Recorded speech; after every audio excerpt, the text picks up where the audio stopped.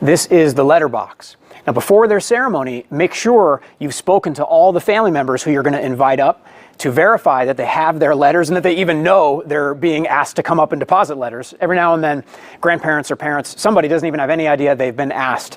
And so it gives them the opportunity to either go write something quick down on a piece of paper or just fold up a blank piece of paper to then write something later on and deposit, not necessarily during the wedding, which is no big deal. It happens all the time.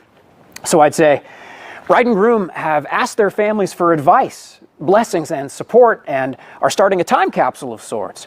We'll invite some of their family members up now to deposit their letters into their time capsule and to give hugs.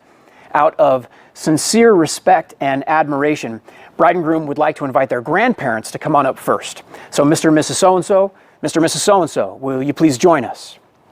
And grandparents often require a little bit of extra time, and they savor the moment. They love it. And so they spend time giving hugs and sometimes having conversations with the bride and the groom. So just step aside and allow the process to unfold at its own pace. And just before they are about to sit back down, I'll say bride and groom plan to read these letters on their 10th wedding anniversary.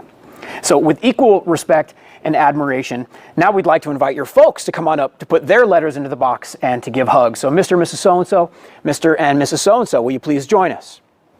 And then kind of the same thing, just allow the process to unfold at its own pace.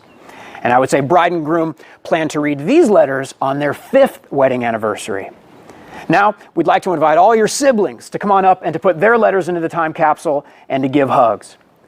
Bride and groom plan to read these letters on their 3rd wedding anniversary.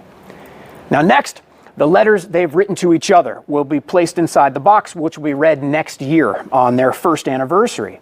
During the next year, bride and groom will grow together as a couple, and on their 1st anniversary, they'll open up this wooden box that has protected their wishes and thoughts, and they'll present their letters to each other. And then I'll turn to the bride and groom, and I'll say, this is a really great tradition that you've started.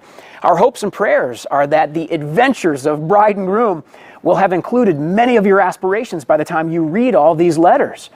You've created a wonderful way to reflect on who you've met, the successes that have lifted you up, and the challenges that you'll be forced to learn from. So congratulations, you two. Head on back to your spots.